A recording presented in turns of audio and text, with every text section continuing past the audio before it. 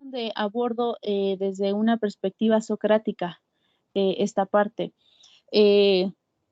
Sócrates pues fue uno de los filósofos que para Freud fueron fundamentales para la construcción de la teoría, porque Sócrates habla de una ignorancia socrática y una ignorancia obstinada. Y la diferencia entre una y otra es que la ignorancia socrática es precisamente la que te motiva a conocer y a poner en duda lo que sabes, porque sabes que en algún otro momento te vas a retroalimentar y vas a tener otra perspectiva. La ignorancia obstinada precisamente es creer que sabes. Y si entonces uno va al espacio analítico creyendo que sabe, ya fracasó. E incluso hasta ahí lo podríamos llevar como a una situación ética, ¿no? En donde obviamente todas las críticas que se le llegan a hacer al psicoanálisis de es que ustedes se creen que tienen el conocimiento y pues el pobre paciente apenas entiende lo que ustedes están hablando, pues sí, claro, ahí sí tienen toda la razón, pero el punto es que la esencia del psicoanálisis, la esencia de la construcción del pensamiento profundo es saber que no lo sabes todo, que tú no sabes la vida de tal paciente y que tampoco sabes toda la teoría al 100%, pero que precisamente te prestas a esa construcción donde te permites escuchar, pero al mismo tiempo te permites participar. Y es justo, ¿no? Como lo que comentábamos tú lo comentabas, lo aterrizabas bastante bien, entre el que sabe y entre el analista que no sabe. Entonces, ¿cuál es ese punto medio? Y creo que precisamente ese punto medio lo logras en ese vivenciar constante del psicoanálisis. Eh, o sea, pareciera como algo aparentemente contradictorio. ¿Cómo es que yo debo de colocarme en el escenario analítico sin saber? Pero por otra parte tengo una responsabilidad en este rol. Bueno, pues es que al mismo tiempo, el no saber tampoco se trata de que te quedes pasivo en la situación epistémica, sino que tienes que tomar un papel, tienes que hacer algo, tienes que decir algo, porque obviamente tú también tienes conocimiento, tú también tienes que aportarle algo a el colega o al paciente.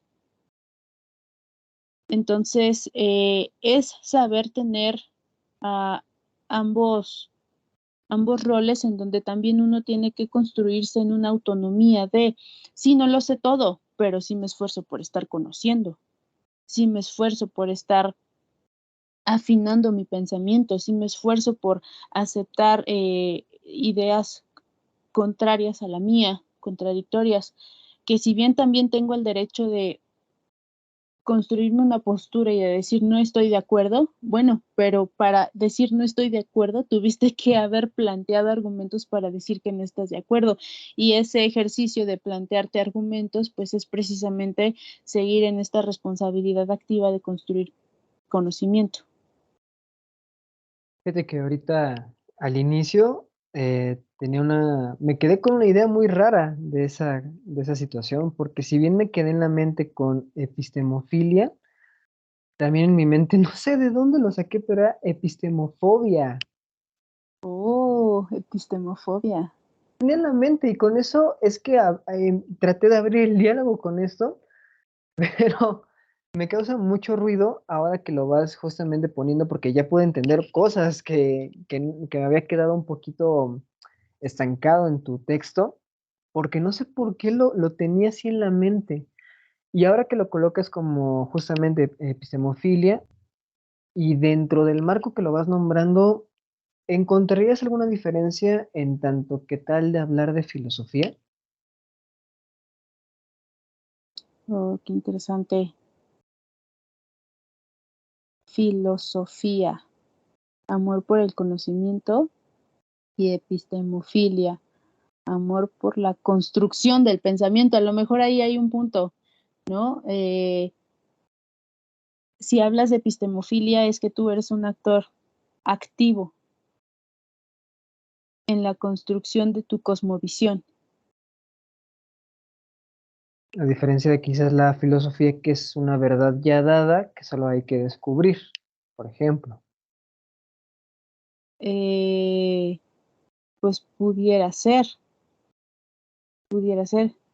Bueno, hasta estaría interesante invitar a un filósofo, ¿no? Porque pues sabemos que la epistemología y la filosofía pues son precisamente, pues está en la duda, ¿no? De quién es la mamá y quién es la hija. Eh, pero, pero pues por lo pronto creo que hablar de epistemofilia es hablar como de esa característica innata que todos tenemos por querer construir una interpretación de lo que nos está pasando. Entonces, el mismo bebé lo hace. Me dio frío, maldita mamá desgraciada que no viene y no me está procurando, ¿no? El bebé concluye, o ay, qué amor de mamá que vino y aunque se tardó poquito, pero ay, aquí está para mí, ¿no? Y es justo como el momento en donde pues se hace un parteaguas en cómo nos construimos esta explicación de la relación con los otros, ¿no? O los otros que se tardan y no me dan lo que quiero, o los otros que pues aquí están y qué agradable, ¿no? Incluso, ¿no? Creo que esto se puede llegar a identificar en pacientes que a lo mejor no han tenido la figura materna más sana, pero pues que aún así construyen una muy buena relación con ella y con el mundo, diferente a otros eh, niños que pueden tener a una mamá lo suficientemente buena y aún así están enojados con ella. Entonces esas diferencias entre cómo cada uno se construyó una explicación a sus propias vivencias, pues ahí está la epistemofilia. Interesante, ¿no? Así que ahí pusimos un punto muy importante quizás dentro de este marco que estás tratando de construir. Quizás ahí sería interesante colocar algún debate, alguna mesa de diálogo justamente entre otro tipo de saberes para ver cómo podemos conceptualizar esta situación de la epistemofilia y la filosofía. De hecho, es un tema que tenemos por ahí pendiente aquí en Voces Clínicas, de poder hablar abiertamente de epistemología, ¿no? Es algo que hemos ido arrastrando en todos estos videos, pero que incluso, pese a que ya lo vamos ahorita retomando un poquito, me parece que es en el segundo tiempo de la construcción del pensamiento donde ya aparece como un punto central, la construcción epistémica que se va, digamos así, como extrayendo o que uno se va posicionando, pero eso también lo vas colocando junto a otro concepto que será incluso quizás intuitivamente algo contrario, que es la parte de la ignorancia, ¿no? Y no una ignorancia cualquiera, me parece. Por lo menos vas trazando ahí líneas entre Sócrates y el pensamiento psicoanalítico. Entonces, ya a partir de este punto, en este segundo momento de la construcción del pensamiento, cómo de alguna manera la ignorancia se puede utilizar para construir teoría y una práctica a partir de eso. Sí, como un catalizador. Ujú.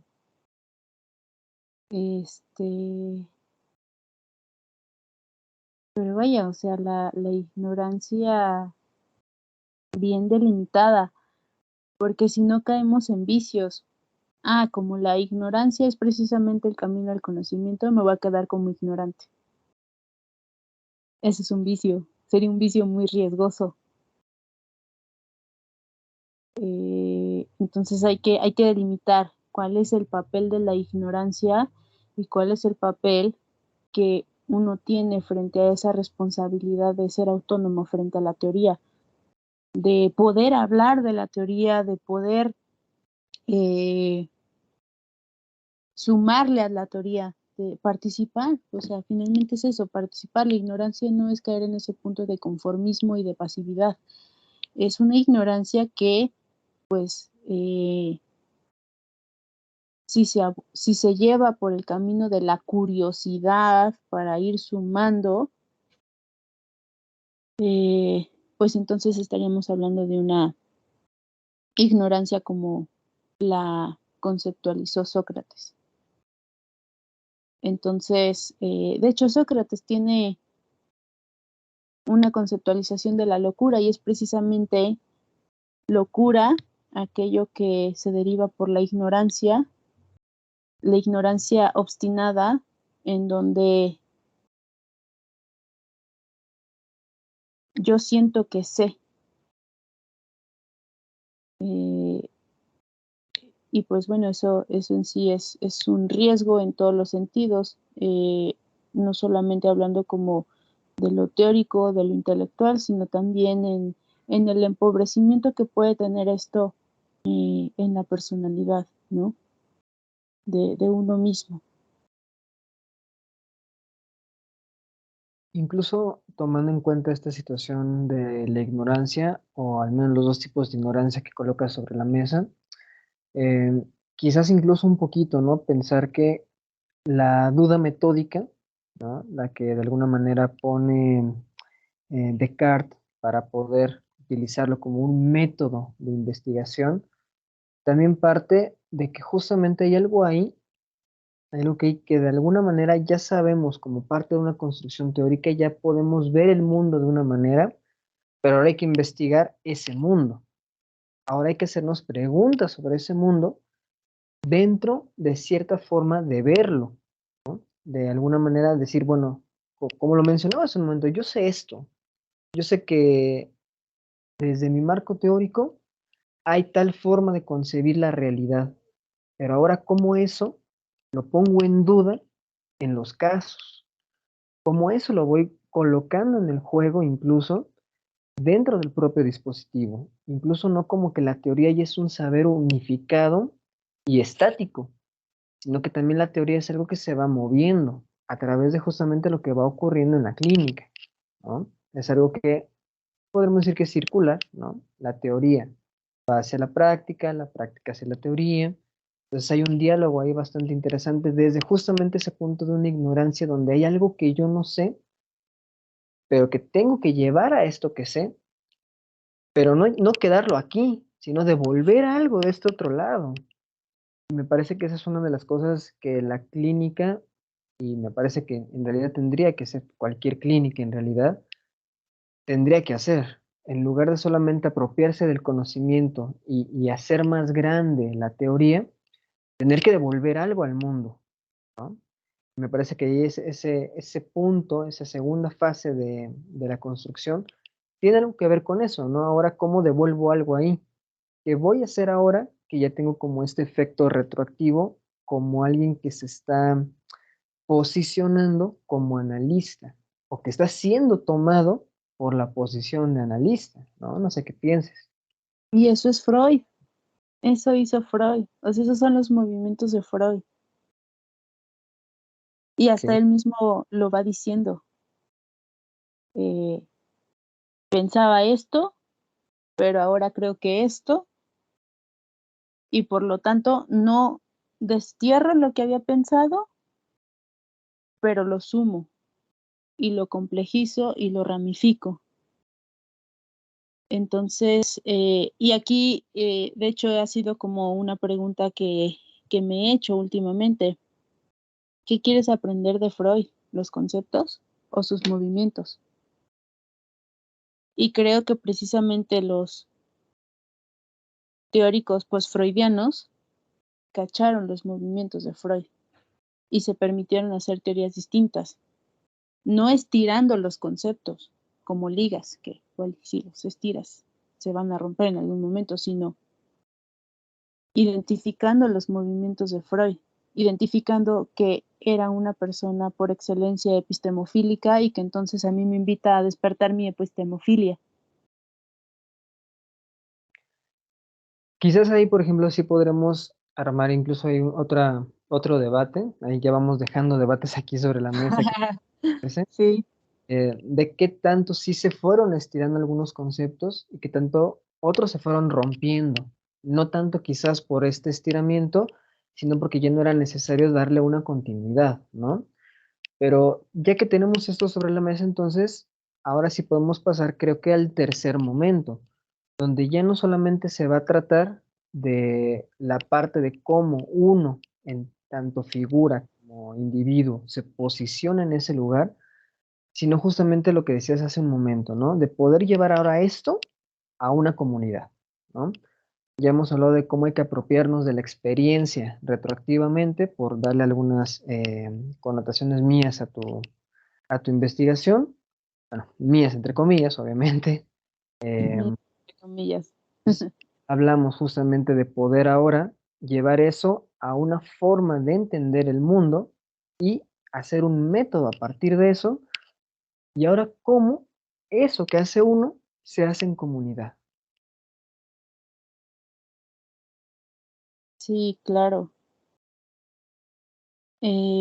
Porque bueno, creo que aquí viene otro punto esencial que también rescato de la filosofía de Sócrates, y es aceptar que la ambición de un pensamiento profundo es saber que hay algo más que ver siempre, siempre hay algo más, pero que tampoco lo vas a abarcar todo. Y entonces es agobiante incluso llegar a pensar que la teoría psicoanalítica es basta. O sea, no sé si a ti te ha pasado todavía, ¿no? Que dices, ay, todo lo que me falta, todo lo que he recorrido, pero todo lo que me falta. Eh, o todo lo que aparentemente ya leí, pero le tengo que volver a dar una relectura porque siempre hay mucho que pensar, y el tener esa noción de que siempre va a haber algo más es el pensamiento profundo, pero al mismo tiempo, ¿qué haces con esa noción de profundidad? Bueno, pues aceptar que no te va a alcanzar la vida para alumbrarlo todo, pero que para eso están los demás. Eh, ajá, Incluso ahí estaba pensando nuevamente, ¿no? En algunos mitos que tienen que ver con esto de que el psicoanálisis es solamente una experiencia, que hasta que pases por el diván es la única forma en la cual lo vas a poder entender, porque es algo que no te podría yo explicar, no te podría yo hablar de eso. Entonces, me parece que ahora que tú vas comunicando esa parte, nuevamente nos da la apertura de decir, bueno, el psicoanálisis es una disciplina y por lo tanto es una disciplina que si es rigurosa, se puede transmitir. Si de alguna manera se quiere aproximar a una posición epistémica, ya en un término un poco más amplio de la palabra y no tanto a una doxa, tendré que poder transmitir aquello que funda su conocimiento, ¿no? Como teoría. Y no solamente cerrarlo a, bueno, yo hago lo que hago en mi consultorio como experiencia propia, cada quien hace su psicoanálisis y si no pasas por diván jamás vas a saber qué es eso, ¿no? Hace rato mencionábamos, ¿no? Que parte de la formación, ¿no? Que podemos decir formación de pensamiento y formación en tanto que tal de analista, pasa por ahí la parte de también ser analizante, pero me parece que muchas veces se pierde uno en ese juego de decir, solamente puedo entender si, solo si, hago esto de una manera individual, solitaria, ¿no? Y olvidamos que esto se construye en comunidad, ¿no? Finalmente es una disciplina, es una teoría, ¿no? Que no se puede hacer de uno, aunque sí, claro. que el vicio del psicoanálisis, por llamarlo de alguna manera, es reducirlo a uno, ¿no? A Freud, a Lacan, a Klein, ¿no? Tomar la figura y hacerlo uno, en lugar de todo eso que construye una forma, un sistema de pensamiento y otro sistema, ¿no? Sí, sí, sí, sí. De hecho, eh, me quedé pensando en algo, pero espérame, la idea como que pasó muy fugaz. Este, mm, ujú, sí, por eso creo que la particularidad de mi texto es hablar de momentos. porque evidentemente vas a tener momentos en donde vas a querer vivirte en esa individualidad con el psicoanálisis, con esta relación romántica con el psicoanálisis, pero no siempre vas a poder sostenerte con esa actitud. Tendrás que construir otro momento en donde tengas que compartir. Existirá otro momento en donde tendrás que dejarte compartir, porque a lo mejor ya se te agotaron las ideas o ya las tienes muy gastadas. Hay que revivirlas y pues a revivirlas con los otros. Habrá momentos en donde a lo mejor uno sabrá la teoría, uno tendrá pacientes y uno está en medio de un conflicto personal, ¿no? Y ahí entrará el colega como analista. Entonces yo creo que son momentos y el chiste es saberte mover en esos momentos y aceptar esos momentos, no aferrarte a uno solo. Entonces, eso ya nos va dando como una especie de cierre, ¿no? Porque justamente fue con lo que empezamos a charlar, con cómo podemos llevar la parte de la experiencia a las experiencias, pero siempre mediando con la parte teórica, ¿no? Em, bueno, entonces, quizás nada más como unas últimas puntuaciones. Si bien lo mencionamos hace un momento, quizás esta investigación ahorita está acotada a la parte del pensamiento del analista, pero podría estar abierta quizás a otros tipos de clínica, solamente aplica en estos pasos para la parte del análisis. ¿Qué piensas? Híjole, no sé, creo que esa pregunta no me siento capaz de responderla porque precisamente yo estoy hablando de mi vivenciar frente a esta teoría en particular. A lo mejor creo que es como una invitación a que independientemente de la teoría que cada psicoterapeuta elija, debe de encontrarse con esa teoría.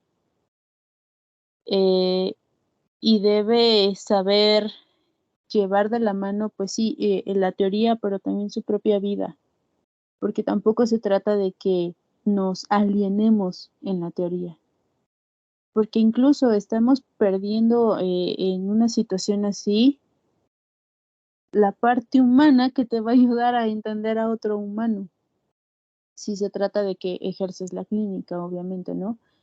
Eh, es decir, una de las ideas que expreso en el texto es, el psicoanálisis es una teoría de humanos para humanos. Eh, entonces, no dudo que eso también aplique para muchas áreas del conocimiento de lo que implican el hombre. Eh, porque bueno, si estamos hablando de que nuestro instrumento es la subjetividad para entender a otra subjetividad.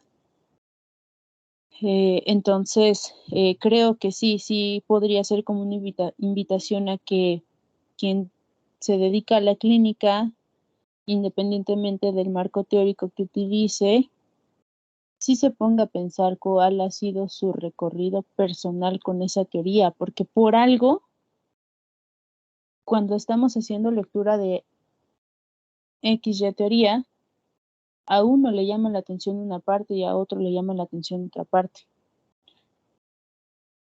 Y ahí se construyen diferencias. Entonces es ahí donde está la esencia de lo que es uno como persona con su propia epistemofilia, en donde a lo mejor todos van agarrando caminos distintos. Por mucho que compartas la teoría, tu construcción de conocimiento con el psicoanálisis seguro es bien distinto a lo que yo he hecho. Como más acentuado si hablamos de alguien que eligió otra corriente del pensamiento, u otra vocación, ya ni siquiera acotándolo nada más a lo que es la psicología, a lo que es la clínica, sino que pues es incluso una ambición que se podría extender a, pues pregúntate por qué estudias lo que estudias, por qué trabajas en lo que trabajas, por qué te identificas con esta actividad, con este rol, cómo lo has vivido y precisamente uno deja de hablarlo y uno deja de pensarlo y uno deja de profundizarlo, uno deja de alumbrarlo, pero cuando pues uno toma la perspectiva y la motivación para querer entender lo que ya se ha dado, lo que ya ha ocurrido, lo que ya se ha decidido en uno mismo, pues el panorama se extiende, sea cual sea tu profesión, tu actividad, seas ama de casa, incluso, o sea, imagínate llevar este análisis a cuál ha sido tu vivenciar como mamá, cómo ha sido tu vivenciar como papá, cómo ha sido tu vivenciar como hermano, como hermana. Entonces, pues, yo creo que ese es el punto, o sea, de este texto, trascender tu conocimiento a partir de tu propia experiencia, pero también a partir de tu propia ignorancia, sea quien seas, te dediques a lo que te dediques. Me gustó bastante la forma en la cual se fue desarrollando esta situación. Te agradezco muchísimo haber compartido este espacio, Patti.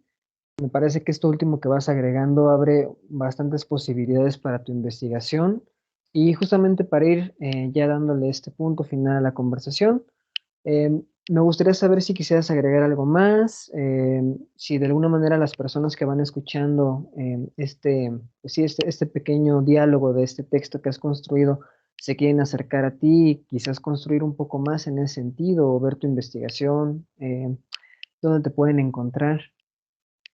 Sí, claro, pues me pueden contactar por correo, que es patricia.horta.rodriguez@gmail.com y Horta va con H.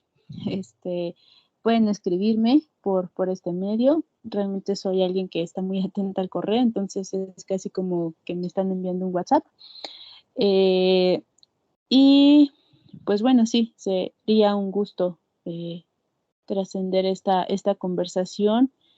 Creo que obviamente no se logra decir, entonces el pensamiento profundo es A, B, C y D, sino creo que aquí lo que más resalto es la experiencia de haber tratado de describir en diferentes momentos cómo se puede tener este acercamiento y esta experiencia en la intención de tener un pensamiento profundo.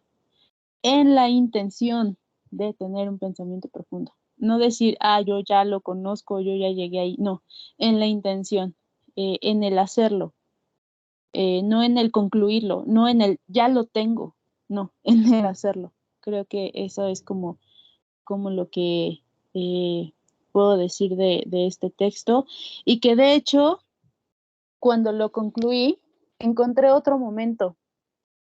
Ok, Y ese otro momento no me he dedicado a la tarea de detallarlo, pero creo que aquí agrego un concepto más, el autocuidado. Es decir, ¿qué tiene que ver el autocuidado con el pensamiento profundo? Yo creo que tiene que ver bastante, porque no solamente es racionalizar, pensar, cansarte, también es vivir, también es tener tus espacios, tu experiencia individual, procurarla, porque pues seguramente tú sabes que el trabajo clínico cansa y quema, o sea, como cualquier otra profesión puede derivar en burnout. Y entonces ese burnout, ¿qué efecto tendría en tu pensamiento? Te bloquea, lo opaca. Entonces, si pasamos nuevamente a la parte de qué es el pensamiento profundo, pues creo que también está de por medio un autocuidado, en donde ya no hagas clínica por hacerlo monótonamente, porque es tu ingreso económico, sí, obviamente ese sería otro tema, indudablemente, pero eh, la calidad del pensamiento que tengas, la calidad del pensamiento que le ofrezcas a tu paciente va también a estar atravesado por el autocuidado que tú tengas contigo mismo. perfecto. Entonces, me dio un gusto tenerte por aquí. Esto fue Voces Clínicas. El correo de Patti se lo vamos a dejar también en la descripción por si alguien se quiere contactar con ella. Hasta la próxima.